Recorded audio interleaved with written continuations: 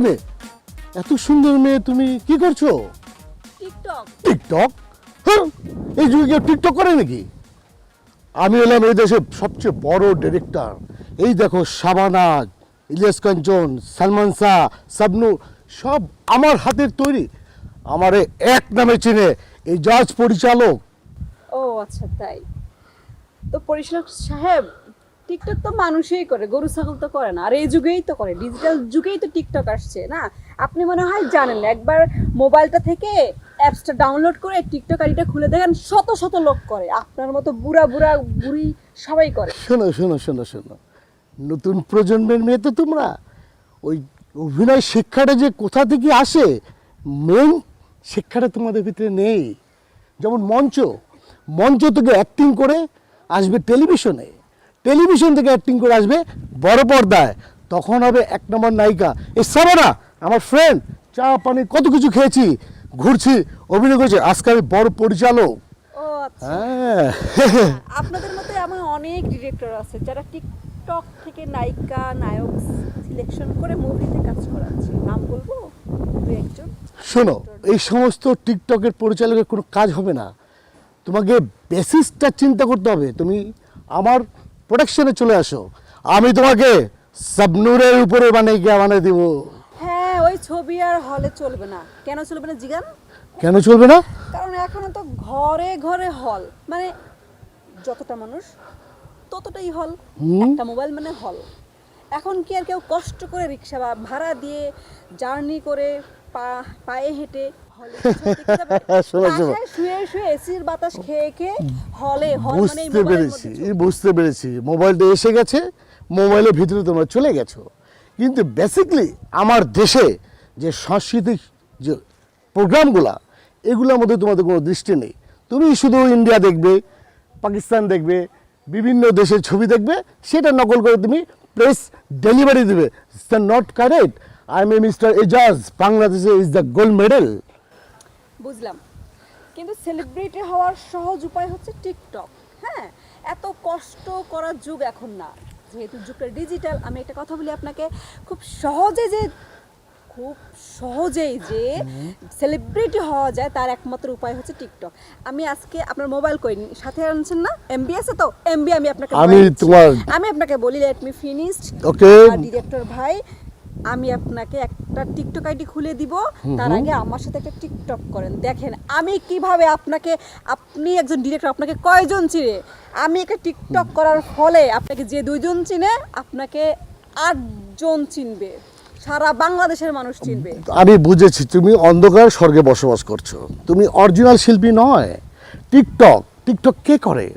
তুমি একজনকে দেখবার তুমি করবে, নট অরিজিনাল শিল্পী। Get up is the wrong decision. তুমি যদি অভিনয় করতে চাও, কাম মাই হাউস, আমি তোমাকে বলছি, তোমাকে আমি টেলিভিশনে বড় পর্দায় নায়িকা বানিয়ে দেবো। আরে ভাই, রাখেন আপনার সিনেমা, আপনি আমার কথা শুনেন, একটা টিকটক করেন, দেখেন আপনার ভবিষ্যৎ কি হয়। আর রাখো, তোমাকে আর নায়িকা আমার বানানো হবে না, আর আমি তোমাকে বুঝাতে পারবো না। আমি বাংলাদেশে একজন বড় পরিচালক, এজাজ আমার নাম, এটুকু তোমাকে জানিয়ে দিলাম। তুমি যদি মনে করো আমার সাথে কাজ করবে, আমার অফিসে এসো। ওকে, বাই। টিকটক ভাই, টিকটকটা করে যান। আই ভাই দাঁড়ান, দাঁড়ান না ভাই। আইসে ডিরেক্টর, কই থেকে যেন পাগল ছাগল ডিরেক্টর সিনেমা বানাবে আমার এনেই। আরে আমি টিকটক কইরাই ফেমাস, সারা বিশ্ব আমারে চিনবে, ছবি বানাবে ডিরেক্টর আইছে। আপনি টিকটক করবেন না? কি হইছে? আপনার মতো কত মানুষ আছে আমার লগে টিকটক করার জন্য পাগল। আমি করি আর 2টা টিকটক কইরা বাসায় চলে যাব।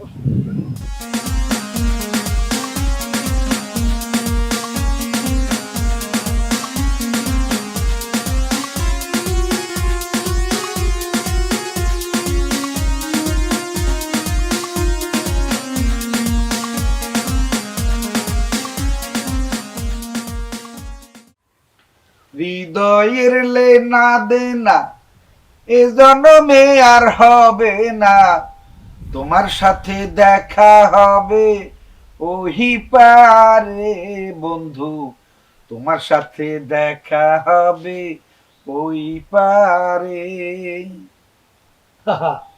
কাকু, হ্যাঁ, আপনি গান গান অনেক সুমিষ্ট কণ্ঠ, সবকিছু ঠিক আছে, কিন্তু আয়ও তো গান ভারী, এটা কিন্তু জানেননি। কার পারুনি? আরে তা একটা গাইয়ে হলো।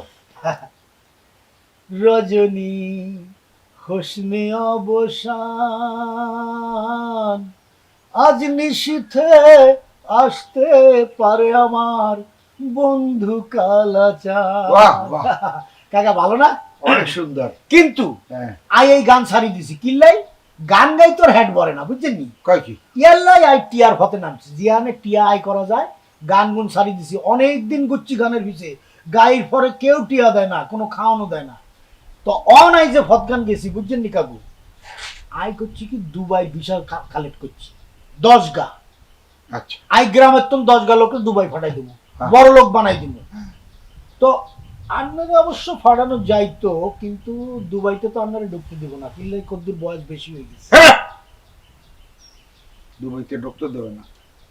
দুবের ওই যে সরকার হ্যাকরি বাপের দেশ, ওটা ঢুকতে দেবে না। আর তাছাড়া আমি পুরুষ মানুষের আবার বয়স কি? হ্যাঁ, না, ওগর তো একটা ভ্যালিড আছে, বুঝলি? মেয়াদ উত্তীর্ণ হয়ে গেলে তারা আবার ঢুকতে দেয় না, তারা চায় জোয়ান হলা ভান। এখন এইটা কইতে পারো যে বয়সী লোক নেবেই নয় না, আর না নেলে তাহলে ওই দেশের কথা আমার শুনেই লাভ কি? না যাক, আনের গান আর ভালো লাগছে, আই একটা কাজ করবো, ওখানে তো অনেক বার আছে, হুম। ওই বারে আবার গান গায় সিঙ্গাররা, হুম, ওই সিঙ্গারে আপনারা দেওয়া যায় কিনা এই চেষ্টা গাই করুন। এইটা খারাপ হয় না। আমার লাগে যদি এটা মেয়ে সিঙ্গার দাও, তাহলে তো ওই গানটা গাইতে পারি। কোনটা? হ্যাঁ, ওই যে কোন কাননের ফুল গো তুমি, কোন আকাশের চাঁদ গো তুমি, আহ, কোন রাখালের মধুর বাঁশির ধুন, ও জ্বালাইলাই আগুন বুকে, জ্বালাইলাই আগুন। চমৎকার চমৎকার। এই গান যখন দুবাই বারের মধ্যে চলবো, হুম, ওরে হোলা মাইয়া তো আন্নের উপর টুঙ্গি খাই বলবো, এই তখন তো আবার এই আগো আন্টি আরে ধরবো, কিরে রফিক, তুই তোর কাগুরে দুবাই ফাটাই দিছ, সে তো ভুলি গেছে, ফোনও করে না, সিডিও দেয় না, কিছু দেয় না, তখন কি জবাব দিন? তুমি মনে অনেকদিন পর আইছো না দেশে, অনেকদিন পরে এই জন্য তুমি আমার ওই মানে বিয়ে তো বানাই ফেলাইছো, কাকি টাকি কইতে আসো, আর আমি তো বিয়েই করতে পারি নাই। ও মামা, না আনমেরিড নি এখন পর্যন্ত ব্যাচেলার রয়ে গেলাম। ও আচ্ছা আচ্ছা, তো আই তো চুল সাদা দেখি ভুল করি ফেলাইছি। নাই বলে তো ভাবছো যে এতদিনে বিয়ে শাদী করছি, ঘর সংসার যে বাল বাচ্চার বাপ হয়ে গেছি, আসলে এই জায়গাটাই আমি পৌঁছাইতে পারি নাই। যার এই প্রস্তাব দেই বজদুর রফিক, এই খালি কয় আপনার চুল পেকে গেছে, আপনার বয়স বেশি। আর পুরুষ মানুষের যে বয়স হয় না, যাক। এইটা কেমনে বুঝাবো? আই এক প্রস্তাব দেই, হ্যাঁ, আই সিদ্ধান্ত নিয়ে ফেলাইছি 10 গা 20 মধ্যে অজ্ঞা আনরে দিব, ঠিক আছে? এটা শিওর নেই। শিওর। আর কি করতে হবে? আপনার পাসপোর্ট আছে নি? পাসপোর্ট আছে তো? ও মামা, তা তো সব মিলি গেছে। পাসপোর্ট আছে, এই যে আগামী মাসে আমি ইন্ডিয়া যাইতে আছি, ওখানে প্রোগ্রামে যাইতে আছি। আচ্ছা আচ্ছা, সব প্রোগ্রাম বা হ্যাঁ। অন দুবাই ফাটাই দিমু। অন হইছে কি, ওই যে প্লেন বারাগা হ্যাঁ। এমনি তো 5.5 লাখ লাগে, এখানে আনলে ঘরে দিলে হইব। অন প্লেন বারা 80,000, এই 80,000 টিয়ার পাসপোর্ট গা লই আজ যা বিকালে আঙ্গো বাড়ি চলে আইয়ে। টাকাটা কি এখনই দেওয়া লাগবে? টাকা দিলে ভালো হয়, প্লেনে ওঠার আগে তো যে আবার টিকিট মনে করেন যে ই চেক করবো, আর টিকিট চেক করবো কে না, টাকা আমি দিছে না কইতে চাইলাম যে এই প্লেন ভাড়াটা দিয়েই তো আমি যাইতে পারবো। কনফার্ম কনফার্ম হ্যাঁ? কনফার্ম। আচ্ছা, তো এখন 1020 টাকা যদি দেই তোমার টিকিট বুকিং এর জন্য, আচ্ছা, এক কাজ করতে পারি, আমি বলবো যে আর খুব রিলেটেড কাগু আন্নের 80 বদলে 20 জমা রান, প্লেনে ওঠার আগে দিয়ে সে 60 দিয়ে দিব। হ্যাঁ, ক্যাশ দিয়ে বাবা, তাহলে তো হয়ে গেল। হ্যাঁ? আচ্ছা শুনেন, আর একটু চেষ্টা করবো যে আপনার যাতে সিঙ্গার ভিসা দেওয়া যায় কিনা, সিঙ্গার। সিঙ্গারি তো দেবো, আমার তো পাসপোর্টে সিঙ্গারি লেখা। আর একটা কাজ করতে হবে, হ্যাঁ, প্লেনে উঠি গান গাই, পাইলটের মাথা গুলাই দিতে হইব, গানের পর গান, গানের পর গান। পাইলট তো আমার গান শুনবে না, তার কারণ হলে পাইলট থাকে সামনে। আরে আই নতুন অজ্ঞা প্লেনের টিকিট কাটছি, এই প্লেন পুরা খোলা মেলা, সবাই সবার কথা শুনতে পারে, কি কয়? অনেকটা লঞ্চের মতো, বুঝছেন নি? আল্লাহ, কি কয়? লঞ্চ আকাশে ওরে? না না, এই প্লেন গাড়ি দেখতে অনেকটা লঞ্চের মতো। আচ্ছা, যাক তো। আচ্ছা, টিয়া লই আর পাসপোর্ট লই, আপনি দেয়া করেন, আর সবার কাছে তো বিদায় লই রাখেন, শর্ট টাইমের মধ্যে আপনারা এই ফ্লাইট ধরাই দিতেছি, বুঝছেন নি? দিন তারিখ তো ঠিক হয় নাই। ঠিক হয় না, টিয়া দেওয়ার পরে আমি আবার গুলশান যাবো, অফিসে যাই, কম্পিউটারে তাদের লগে কথা বলি, ডেটটা ফাইনাল করে আপনার জানাবো, ঠিক আছে? ঠিক আছে। আচ্ছা আসি কাকু, আসসালামু আলাইকুম।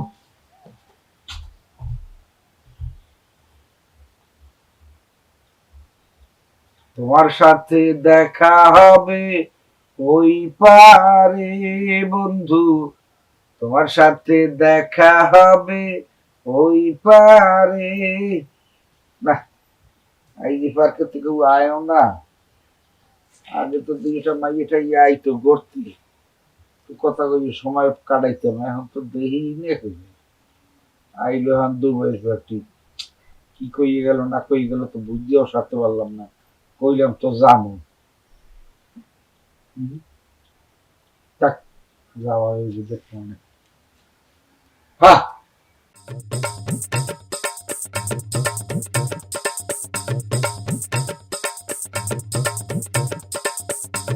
মন দিলাম প্রাণ দিলাম আর কি আছে বাকি, ও আমার আপন ভাবি, ও আমার প্রিয় ভাবি। ও আমার অগ্রিম দেওর, কে তুমি ভাই? আচ্ছা, তুমি আমার চিনতে পারলে না? আর ঘটনা হচ্ছে কি, চিনবা কি করে? তুমি তো মনে করো আমার নতুন ভাবি, তাই না? ভাবি? হ্যাঁ। বিষয়টা বুঝতে পারিনি কা। না বুঝার কি আছে, একদম পানির মতো সহজ, তেলের মতো তেলতেলা। তুমি তো, ও না, তোমার তো বিয়ে হয়নি, বিয়ে তো হবে, হবে না? হবে। তাহলে এবার তুমি কি হবা? ভাবি হবে না? কেমনে? ওলা কেমনে? মনে করো তোমার তো কারো না কোনো ছেলের সাথে বিয়ে হবে নাকি? আমি কি বলছি আমার মেয়ের লগে বিয়ে হইব? না তা কও নাই, তবে এটাও তো করছো না যে তুমি আমার ভাবি হবা। মনে করো তোমার কোনো না কোনো ছেলের সাথে তো বিয়ে হবে, আর বিয়ে হবে কার সাথে? হয় আমার মামাতো ভাই, না আমার ফুফাতো ভাই, নাহলে আমার তালতো ভাই, নাহলে আমার জেলাতো ভাই, নাহলে আমার দেশের ভাই, কারো না কার সাথে হবে। তাহলে কি হলো? আমার এক ভাইয়ের সাথে যদি তুমি বিয়ে হও, তাহলে কি তুমি আমার ভাবি? এই রাখো, মহল্লার মধ্যে তোমার ভাই কই আমার বিয়ে করা লাগবে এমন কোনো কথা আছে? আইছে খালতো ভাই, চাচতো ভাই, মামতো ভাই এর লগে বিয়ে করা লাগবে আমার। হ্যাঁ, সেটা ঠিক আছে, তা তো তুমি না করো, বিকল্প ব্যবস্থা তো আছে, তাই না? কইতে কি চান? না মানে তেমন কিছু করতে চাইনি, তবে একটা জিনিস কি জানো, আমাকে এই গ্রামের মধ্যে তুমি যে সুন্দরী, আমাকে এই গ্রামে এরকম তো কোনো মেয়েই নেই। গ্রামে কি দূরের কথা, তোমার সৌন্দর্য যদি আমি কার সাথে বর্ণনা দেব, বাংলাদেশ না, বাংলাদেশ না, ও মনে করো বোম্বের ওই যে নায়িকা আছে না, ওই কারিনা কাপুর, রানী মুখার্জি, কি সেও তুমি সুন্দর, মানে ফার্স্ট ক্লাস। ও গ্রামের চাচতো ভাই, কইতাছি আমার সাথে এসব ধপ মারতে আইছো না। আচ্ছা আইছে। আচ্ছা, আমি সুন্দর, আমি জানি, আমি নায়িকার মতো দেখতে, সেটাও আমি জানি। না ঠিকই আছে, তুমি সুন্দর, এটা তো কেউ অস্বীকার করেনি। তাহলে পরে ওই কারিনা কাপুর বুঝলি, তোমার মতো এরকম সুন্দরী, কিন্তু ওরা একটু বেশি মেকআপ দেয়, এই জন্য একটু বেশি ভালো লাগে। শোনো, তোমার চুল আছে না, তোমার চুল যা লম্বা, মনে হচ্ছে একেবারে ওই লাস্টের সময়ের মতো। না মানে ওই দামিটা দামিটা, কম দামি না, যেটা ওই যে চিটাগাঙে দামি যেটা পাওয়া যায় ওইটা। আর তোমার চোখ না, না মানে তুমি ওইভাবে তাকায় না, তোমার চোখের দিক তাকালি না আমার সব কিছু দেখতে পাই আমি, জানো? ভাইজান, আপনি কি পাগল টাগল হইছেন? আর কি করছো, পাগল হবো কেন? শোনো, পাগল তো তারা হবে যারা তোমারে দেখেনি, তোমারে যে একবার দেখেছে সে যদি পাগলেও দেখে, তাহলে পরে সে সুস্থ হয়ে যাবে। তাহলে আমার মনে হইতাছে আব্বা জানলে কই আপনার এটা পাগলা গারতের ব্যবস্থা করন লাগবো। তুমি কি করছো? শোনো, মানুষের এই জন্য কথায় কয় মানুষের ভালো সাথী নেই, আমি তোমার কথা চিন্তা করে মানে অন্য কিছু ভাবিছিলাম। আচ্ছা যাই হোক, আর কয়ে লাভ নেই, চলো আমরা এক কাজ করি, বিকেল বেলা হয়ে গেছে তো, চলো ওই দোকানে যাই একটু গরুর দুধের ওই টাটকা চা, একটু মালাই চা খাই আসি, আর সাথে হলো ওই যে নুনতা বিস্কুট। চলো। এই ভাই ওই যাইবেন আপনি এখান থেকে, নাকি আমি পাগলা গারতের লোক ডাক দিমু? এক্ষুনি ফোন দিতে আব্বা জানেন। দাঁড়ান আপনি। না না ঠিক আছে, অসুবিধা নাই। আসলে কি জানো, এই তুমি আসলে অনেক সুইট। ঠিক আছে, এই, গেলাম। আচ্ছা ওই পরে কথা হবে না? চল আমার সামনে থেকে। উফ, যে পাগলের পাল্লায় পড়তাছি, আমার দিনটাই খারাপ যাইতাছে। ঠিক ছবি তুলি। নায়িকার মতো লাগতেছে। এক জীবন থেকে দুই জীবন, হাজারো জীবন, লক্ষ জীবন, কোটি জীবন, কোটি কোটি জীবনের ভেতরে কি যে সুখ, কি যে শান্তি, কি যে শীতলতা। হায় প্রেম, হায় ভালোবাসা, সকল হুস হুস হুস হুস হুস। ভাই কি হয়েছে, সমস্যা কি? ওয়ালাইকুম আসসালাম, কি হয়েছে, সমস্যা কি? ভালো আছেন আপনি? হ্যাঁ ভালো আছি, আপনি এরকম করছেন কেন? গাইজ ভাই, আপনি ব্যায়াম করেন, হ্যাঁ। ফিজিক্যাল প্র্যাকটিস করলে হ্যাঁ। স্বাস্থ্যের জন্য অনেক ভালো। ও, তা আমি তো মগজের ব্যায়াম করি। এই যে সকাল সকাল আমি কবিতা বলছি, সাহিত্য চর্চা করছি, এটা মগজের ব্যায়াম। মগজ যদি ভালো থাকে আপনার দেহ এমনিতেই ভালো থাকবে। আপনি যেটা করছেন সেটা ভালো, কিন্তু আপনার মগজ ভালো না, সেই জন্য এই মাছি আর পোকা বসছে। এই যে দাঁড়ান দাঁড়ান, চুপ।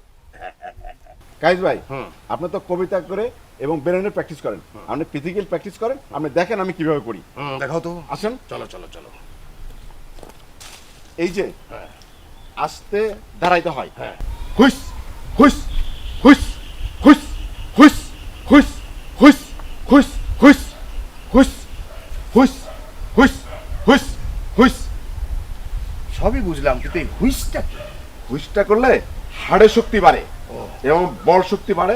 আপনি দেখবেন যদি আপনি যারা লাকড়ি করে না, হ্যাঁ। ওরা একটা শব্দ করে, শব্দের সাথে ওইটা এমনি কেটে যায়। ও। আর এই শব্দটা করলে হ্যাঁ। শরীরের শক্তি বাড়ে, হাড়ের শক্তি বাড়ে। আচ্ছা, হার্টের শক্তি বাড়ে। তুমি ডিম কয়টা খাও?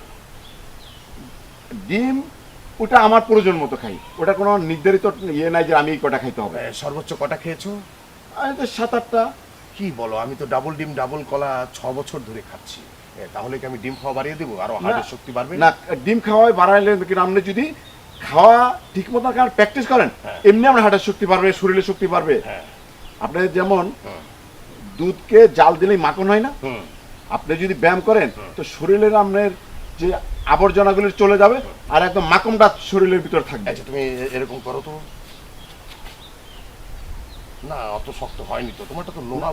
আমরা তো মার্শাল আর্ট করি, আমরা তো জিম জিম মার্শাল আর্ট, ও মার্শাল আর্ট। আমরা মার্শাল আর্ট করি। চিত্রনায়ক রুবেল আমার মার্শাল আর্টের ওস্তাদ, ও আমি মার্শাল আর্টে ব্ল্যাক বেল্ট, আচ্ছা আচ্ছা আচ্ছা। আমি ইমরান নায়ক। হুম।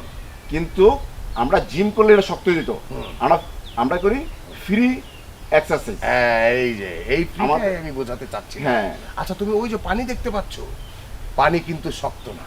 না, এই পানি সকল প্রাণী খায়, Right. মানুষ খায়, ব্যাঙ খায়, পশু খায়, পৃথিবীর সকল প্রাণী এই পানি খেয়েই বেঁচে থাকে। এখন পানি যদি শক্ত হয়ে যায় তাহলে কি হয়? বরফ। বরফ হয়ে যায়। বরফ কি খাওয়া যায়? এই জন্য আমরা ফ্রি এক্সারসাইজ প্র্যাকটিস করি। এই প্র্যাকটিসে বডি সবসময় একরকম থাকবে। এই যে আমাদের পা এরকম ইয়ে করে ফেলতে পারি এবং এই যে ইয়ে করি, যেই দিকে ইচ্ছা সেদিকে আমরা ব্যায়াম করতে পারি। বুঝতে পেরেছি, বুঝতে পেরেছি। আমি তোমার নামটা ভুলে গেছি, ইমরান নায়ক। ইমরান নায়ক। তুমি সপ্তাহে 2 দিন আমাকে তাহলে এই কি বলে মার্শাল আর্টটা প্রশিক্ষণ দেবে, ঠিক ঠিক আছে? আছে। বৃহস্পতিবার সকাল, শুক্রবার সকাল, ঠিক আছে ভাইয়া, ঠিক আছে? তা ঠিক ভালো আছে। থাকো, দেখা হবে আসি। তোমার সাথে। আসসালামু আলাইকুম। ওয়ালাইকুম আসসালাম। হায় রে মানুষ, কত কিছু নিয়ে বেঁচে থাকে তারা। কেউ কেউ কুমফু ক্যারাত, কেউ কেউ ঝগড়াটে, কেউ কেউ প্রেম, কেউ কেউ ঘটকালি।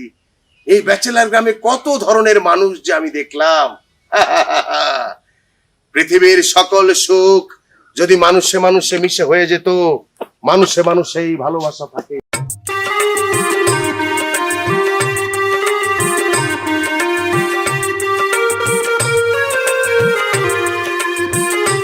তোমার চুলটা লম্বা, মনে হচ্ছে একেবারে ওই লাস্টের সময়ের মতো। জ্বালাইলাই আগুন বুকে, জ্বালাইলাই আগুন। বিয়া করি ফালাই, কপালে যে কুফাটা লাগি রয়েছে কুফাটা কাটাই দেন। আরে কি পায়জামা তো পরিস নাই? পান্ডে পান্ডে ইকলি পার্টি ইন্ডি চাটি পোটে, বলো তো মানে কি? চুপ করেন তো, আপনি কোন দিক থেকে হ্যান্ডসাম? আমি আশিক, তুমি প্রিয়া।